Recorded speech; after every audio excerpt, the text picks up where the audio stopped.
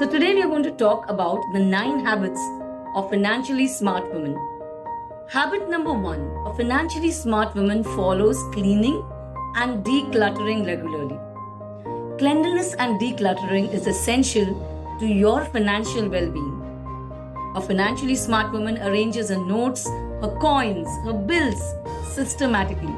She has a proper filing system for her important documents. She does not hoard unwanted things. She donates clothes she has not used or worn in the past 12 months to a charity of her choice. Are your important documents organized? Are your wallets organized well, the notes, the coins?